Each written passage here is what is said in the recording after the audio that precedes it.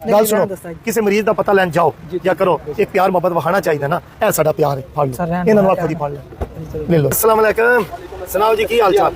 तुसी ये गड्डी लेके आए हो? अस्सलाम वालेकुम, सुनाओ की हाल चाल? ठीक ठाक? 4 ਵਜੇ ਰਾਤੀ ਮਿਲਣ ਆਇਆ। मुलाकात नहीं हो सकी? ਨਹੀਂ, ਰਾਤ ਦੇ ਟਾਈਮ ਆਈ ਸੀ ਲੜਕਾ। ਰਾਤ ਦੇ 4 ਵਜੇ ਮੈਂ ਤੇ ਕੀ ਕਰਨਾ? ਵੈਸੇ ਤੁਸੀਂ ਇੱਕ ਦੋ ਵਾਰੀ ਆਏ ਹੋ ਨਾ ਰਾਤੀ? ਜੀ ਹਾਂ, ਮੈਂ ਆਇਆ ਸੀ। ਅਸੀਂ ਸ਼ਾਪ ਬੰਦ ਕੀਤੀ ਹੈ ਤੇ ਲੜਕਾ ਤੁਹਾਨੂੰ ਸਪੈਸ਼ਲ ਮਿਲਣ ਆਇਆ ਸੀ। ਇਹਦਾ ਹੁਣ ਐਕਸੀਡੈਂਟ ਹੋਇਆ ਹੈ। ਇਹਨਾਂ ਕੋਲ ਜਾਂਦੇ ਉਸ ਪਾਸੇ ਵੇਚੀ ਬਵੋ ਜੀ। अच्छा, अस्सलाम वालेकुम, सुनाओ की हाल चाल है? ਕੀ ਹੁਲੀਆ ਕਰ ਛੜਿਆ ਜੀ? बस एक्सीडेंट हो गया सी कल बस जने आए सी तन शाम ਨੂੰ ਮਿਲਣ। ਅੱਛਾ, ਇਹ ਕਿਵੇਂ ਹੋਇਆ ਜੀ ਐਕਸੀਡੈਂਟ? ਇਹ ਬਸ ਬਾਈਕ ਤੇ ਐਕਸੀਡੈਂਟ ਹੋਇਆ। ਬਾਈਕ ਤੇ ਹੈਲਮਟ ਨਹੀਂ ਪਾਇਆ ਸੀ ਨਾ? ਨਹੀਂ, ਹੈਲਮਟ ਨਹੀਂ ਓਏ, ਪਾਇਆ ਸੀ। ਹੈਲਮਟ ਵੇਖਿਆ ਜੇ ਕਿੰਨਾ ਜ਼ਰੂਰੀ ਹੈ ਯਾਰ। ਆਪਣੀ ਜ਼ਿੰਦਗੀ ਦਾ ਤਹਫੁਜ਼ ਕਰੋ। ਤੁਹਾਡੀ ਔਲਾਦ, ਤੁਹਾਡੇ ਮਾਂ-ਬਾਪ, ਤੁਹਾਡੇ ਰਿਸ਼ਤੇਦਾਰ, ਤੁਹਾਡੇ ਭੈਣ ਭਰਾ ਤੁਹਾਡਾ ਇੰਤਜ਼ਾਰ ਕਰਦੇ ਨੇ।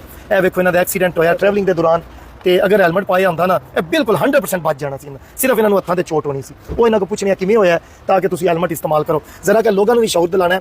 ਤੁਸੀਂ ਕਿੱਥੋਂ ਆ ਰਹੇ ਸੋ?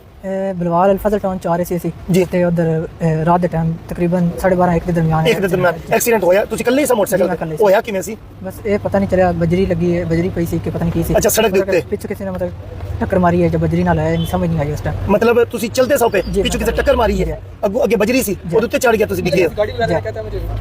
ਅੱਛਾ, ਕੋਈ ਹੈਂਡ ਸਾਈਡ ਲਾ ਕੇ ਸਾਊਂਡ ਤੇ ਨਹੀਂ ਸੁਣਦੇ ਜਾ ਰਹੇ ਸੋ? ਨਹੀਂ ਖਿਆਲਾਂ ਵਿੱਚ ਹੋਣੇ ਹੋ ਕਿਧਰੇ? ਨਹੀਂ, ਖਿਆਲ ਰੱਖੋ ਨਹੀਂ, ਬਸ ਉਹ ਕਿਸ ਟਾਈਮ ਹੋ ਜਾਂਦਾ ਇੰਜਨ ਪਤਾ ਨਹੀਂ ਚੱਲਦਾ। ਪਤਾ ਨਹੀਂ ਚੱਲਿਆ ਰਾਤ ਦਾ ਟਾਈਮ ਸੀ। ਜੀ, ਤੁਹਾਡੀ ਸਪੀਡ ਕਿੰਨੀ ਸੀ? ਤਕਰੀਬਨ ਲਗਭਗ 30 35 ਸਪੀਡ ਇੰਨੀ ਕੋਈ ਨਹੀਂ ਸੀ, ਜਿਹੜਾ ਪਿੱਛੋਂ ਆਇਆ ਉਹਦੀ ਜ਼ਿਆਦਾ ਉਹਦੀ ਜ਼ਿਆਦਾ speed ਲੋ ਜੀ, ਅੱਲਾਹ ਤਾਲਾ ਤੁਹਾਨੂੰ ਬਚਾ ਲਿਆ। ਫਿਰ ਉੱਥੋਂ ਹੈਲਪ ਕਿੰਨੇ ਕੀਤੀ ਤੁਹਾਨੂੰ? ਹਸਪਤਾਲ ਕੌਣ ਲੈ ਗਿਆ ਰਾਤ ਟਾਈਮ? ਉਹ ਤਾਂ ਕਾਲ ਕੀਤੀ ਸੀ, ਲੜਕੇ ਜਾਣ ਵਾਲੇ ਸੀ, ਜੀ। ਉਹਨਾਂ ਉਸਤਾਦ ਨੂੰ ਕਾਲ ਕੀਤੀ, ਉਸਤਾਦ ਆ ਕੇ ਫਿਰ ਲੈ ਕੇ ਗਏ। ਤੇ ਤੁਸੀਂ ਕੰਮ ਕੀ ਕਰਦੇ ਹੋ? ਮੈਂ ਪੀਜ਼ਾ ਕੈਸਲ ਤੇ ਹਾਂ ਜੀ। Pizza Castell ਬਲਵਾਲ। ਬਲਵਾਲ, ਅੱਛਾ ਜੀ। ਤੁਹਾਡੇ ਵਾਲਦੈਨ ਹੈ ਨੇ? ਨਹੀਂ, ਵਾਲੇ ਸਾਹਿਬ ਨੇ ਮਦਰ ਜੀ।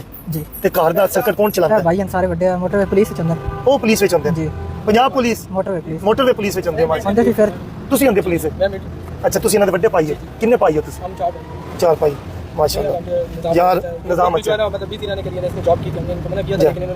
ਪਤੀ ਗੱਲ ਹੈ ਸਾਡੀ ਪਾਕਿਸਤਾਨ ਦੀ ਆਵਾਮ ਦਾ, ਪਤਾ ਕੀ ਹੈ, ਜਦੋਂ ਇੱਕ ਦੋ ਭਰਾ ਸੈੱਟ ਹੁੰਦੇ ਨੇ ਨਾ, ਉਹ ਨਿੱਕਿਆਂ ਨੂੰ ਲੂਟ ਤੇ ਆਉਂਦੇ ਨੇ, ਘਰ ਬੈਠੇ ਰਹੋ। ਬਾਹਰ ਦੇ ਮੁਲਕਾਂ ਵਿੱਚ ਜੂੰ ਹੀ 14-15 ਸਾਲ ਉਮਰ ਹੋ ਗਈ ਤੇ ਕੰਮ ਤੇ ਲੱਗ ਪੈਂਦੇ ਨੇ। ਉਹਨਾਂ ਦੇ ਹਾਲਾਤ ਜ਼ਿਆਦਾ ਘਰ ਦੇ ਅੱਛੇ ਤਾਂ ਹੁੰਦੇ ਨੇ, ਅਗਰ ਇੱਕ ਘਰ ਵਿੱਚ 5 ਬੱਚੇ ਨੇ ਨਾ, 5 ਕੰਮ ਕਰਦੇ ਨੇ, ਤਾਲੀਮ ਵੀ ਕਰਦੇ ਨੇ, ਹਾਸਲ ਕੰਮ ਵੀ ਕਰਦੇ ਨੇ। ਅਸੀਂ ਆਪਣੇ ਬੱਚਿਆਂ ਨੂੰ, ਭਰਾਵਾਂ ਨੂੰ ਲੁੱਟਾ ਕਰਨੇ ਆ, ਉਹ ਲੱਗ ਜਾਂਦੇ ਨੇ ਫੋਨਾਂ ਤੇ, ਉਹ ਲੱਗ ਜਾਂਦੇ ਨੇ ਅਵਾਰਗੀ ਤੇ। ਫਿਰ ਕੱਲ ਨੂੰ ਜਿਹੜਾ ਨਾ ਪੈਸੇ ਵਾਲਾ ਬੰਦਾ ਕਿਹੜਾ ਯਾਰ, ਇਹਨੂੰ ਪੁੱਛ ਦਿੰਦੇ ਆ, ਹਾਲਾਤ ਅੱਛੇ ਨੇ, ਮਰੀਜ਼ ਹੈ, ਅਸੀਂ ਫਿਰ ਨਹੀਂ ਇਹ ਜੌਬ ਕਰਨ ਦਿਓ, ਇੱਕ ਨੌਲੇਜ ਹਾਸਲ ਹੁੰਦਾ ਹੈ, ਠੀਕ ਹੈ ਨਾ। ਤੇ ਇਹ ਦਿਓ ਜੀ, ਕੋਈ ਨੋਟ ਦੇ ਦਿਓ, ਕੋਈ 4 ਨੋਟ ਦੇ ਦਿਓ। ਲੋ ਜੀ, ਗਲੈਕਸੀ ਪੈਟਰੋਲੀਅਮ ਦੀ ਤਰਫੋਂ ਤੁਹਾਨੂੰ ਇਹ ਪੁੱਛ ਨਹੀਂ, ਇਹ ਸਾਡਾ ਪਿਆਰ ਹੈ ਤੁਹਾਡੇ ਨਾਲ ਨਾ। ਗੱਲ ਸੁਣੋ, ਕਿਸੇ ਮਰੀਜ਼ ਦਾ ਪਤਾ ਲੈਣ ਜਾਓ ਜਾਂ ਕਰੋ, ਇੱਕ ਪਿਆਰ ਮੁਹੱਬਤ ਵਿਖਾਣਾ ਚਾਹੀਦਾ ਨਾ। ਇਹ ਸਾਡਾ ਪਿਆਰ ਹੈ। ਫੜ ਲਓ ਇਹਨਾਂ ਨੂੰ, ਆਖੋ ਦੀ ਫੜ ਲੈ ਲਓ। ਅੱਲਾਹ ਤਾਲਾ ਤੁਹਾਨੂੰ ਸਿਹਤ ਵਾਲੀ ਲੰਮੀ ਜ਼ਿੰਦਗੀ ਦੇਣ।